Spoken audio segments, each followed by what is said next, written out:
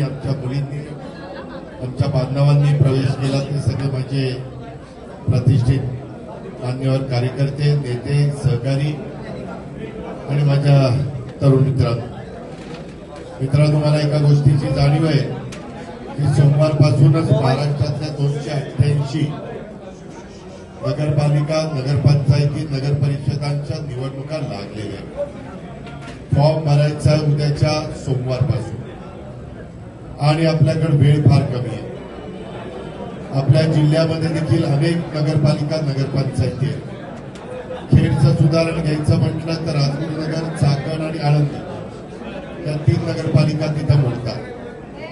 आपल्या जिल्ह्यामध्ये 73 माझ्या माहितीप्रमाणे जिल्हा परिषदेचे सदस्य आहेत आणि 146 तालुका पंचायतीचे सदस्य 13 तालुक्यातून निवडून द्यायचे.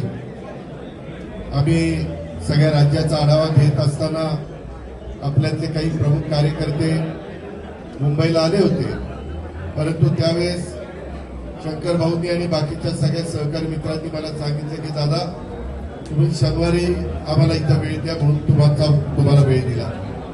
थोडं मला तुमची वेळ ही दुपारी 2ची होती, जरा तुम्हाला थांबावं लागलं, त्याचं निश्चितपणे मला खंत आहे. मित्रांनो, आज सर्वांनी प्रवेश करत असताना नव्या जुनांचा वाद न घालता सर्वांना सन्मानाने आपण वागणूक देऊ, एकमेकाला सहकार्य करू. खरं तर माझ्या भोर, मुळशी आणि राजगड या विधानसभा मतदारसंघातल्या तमाम मतदार बंधू भगिनींचं, कार्यकर्त्यांचं, नेते मंडळींचं आणि सगळ्या सहकाऱ्यांचं मला मनापासून अभिनंदन करायचंय, कौतुक करायचंय.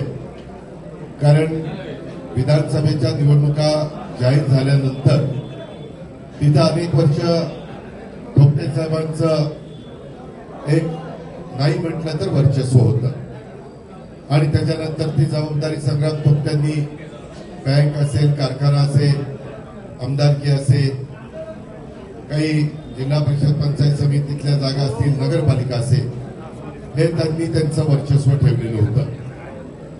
परंतु यावेळेस आपण थोडीशी वेगळी भूमिका घेतली आणि मुळशीला प्रतिनिधित्व दिलंय आणि त्याच्यामुळं भोर आणि राजगडमध्ये मानणारा आपला वर्ग जो आहे त्यांनी मतदान केलं, परंतु मुळशी वंचित मतदान केल्यामुळं शंकर मांडेकरांच्या सारखा एका कार्यकर्त्याला विधिमंडळाचा सदस्य म्हणजेच आमदार होण्याची संधी मिळाली. त्याचं सर्वस्वी श्रेय भोर, राजगड आणि माझ्या मुळशीकरांना जातं, म्हणून मी त्यांचं विशेष अभिनंदन करतो. मित्रांनो, एका गोष्टीची मला जाण आहे, कारण अनेकदा मी जरी पालकमंत्री होतो तरी माझ्या विचाराचा आमदार नसल्यामुळे तिच्या कामं करायला अडचणी यायच्या. आता मात्र आम्ही PMRD कडनं आमच्या शंकर मांडेकरांना निधी देतो, DPCचा निधी देतो, त्याचबरोबर त्यांचा स्वतःचा आमदार निधी असतो, त्याचबरोबर जिल्हा परिषदेचा निधी आपण तिथं देतो. अशा वेगवेगळ्या निधीचा उपयोग करून आपण तिथं मदत करत असतो. ही सुरुवात आहे. आता आपल्याला 3 पंचायत समित्या आणि भोर नगरपालिका ही आपल्या राष्ट्रवादीच्या विचाराची आणायची. आज अनेक वेगवेगळ्या पक्षातल्या मान्यवरांनी, शिवसेना असेल, काँग्रेस असेल, इतर काही माझ्या पक्ष असतील, त्याच्यातल्या बहुतेक मान्यवरांनी आज पक्षामध्ये प्रवेश केला.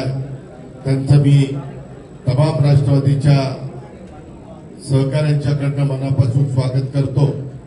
पण आपण गाफील राहू नका.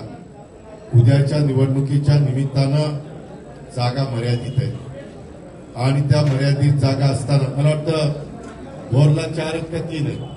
भोरला 4, राजगडला 2 आणि मुळशीला 3, म्हणजे 2, 3, 4 अशा साधारण 9 जागा आहेत आणि तिन्ही मिळून 18 पंचायत समिती, 4, 6 आणि 8 अशा पद्धतीनं हे परिस्थिती आहे. कार्यकर्त्यांना सगळ्यांनाच आमदार, खासदार होता येत नाही.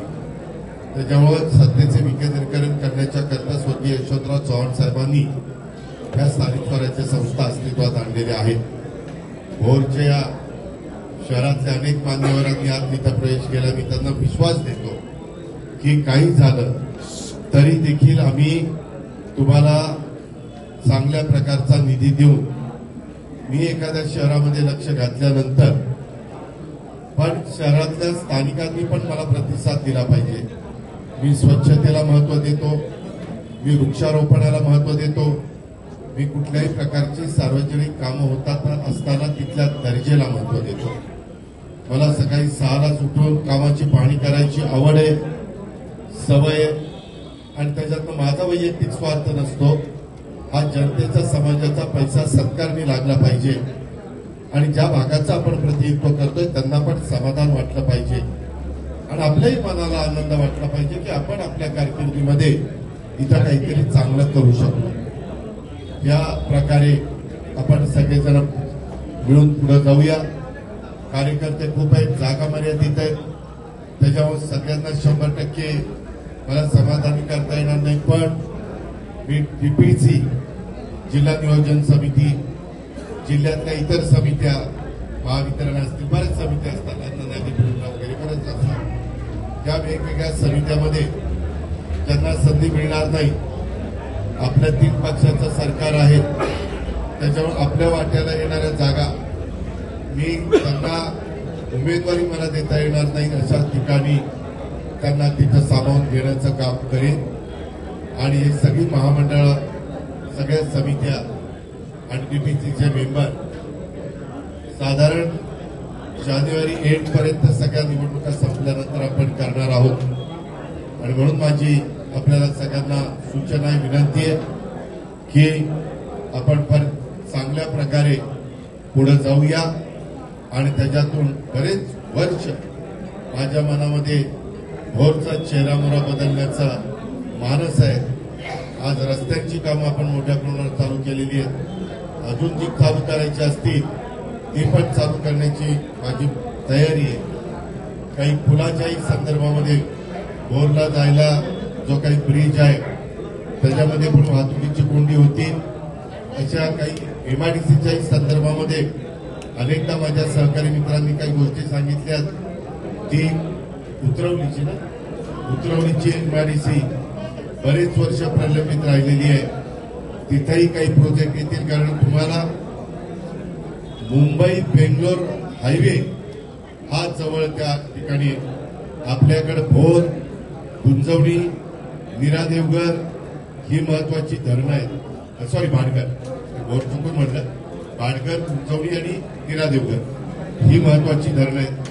तिथलं काही अजून पाण्याच्या बद्दलचे प्रश्न तुम्हाला सोडून पाहिजे असतील तर ते पण आपण सोडू आणि या प्रकारे तिथला काय करून खाली तुमच्या पलीकडचे कोकण आहे, कोकणलाही जाण्याच्या करता काही घाट, काही फॉरेस्ट अशा काही गोष्टी आहेत. त्याही संदर्भामध्ये आपण आणि तुमच्या आमदारांनी, सगळ्या मी सहकारी मित्रांनी लक्ष घातलेलं आहे. या पद्धतीनं आपण खऱ्या अर्थाने तिथल्या जनतेलाही दाखवून देऊ की आपल्या विचाराचा आमदार झाल्यानंतर राजगड, मुळशी आणि माझ्या भोरच्या परिसरातला विकास कसा अधिकचा होतो या पद्धतीनं आपण काम करून दाखवू अशी खात्री मी आपल्या सर्व सहकाऱ्यांना देतो. माझ्या शब्दावर विश्वास ठेवा. मी वेळ मारून देणारा कार्यकर्ता नाहीये, मी कामाचा माणूस आहे आणि त्या पद्धतीनं आपण नवीन जनरेशनला पण बरोबर घेऊ, जुन्यांनाही बरोबर घेऊ, महिलांनाही बरोबर घेऊ आणि उत्तम प्रकारची टीम इकडं पण आणि संघटनेमध्ये पण त्या बाबतीमध्ये निर्माण करू अशा प्रकारची आपल्याला सगळ्यांना विनंती करतो आणि या ठिकाणी थांबतो. जय हिंद, जय महाराष्ट्र, जय राष्ट्र. एबीपी माझा, उघडा डोळे बघा नीट.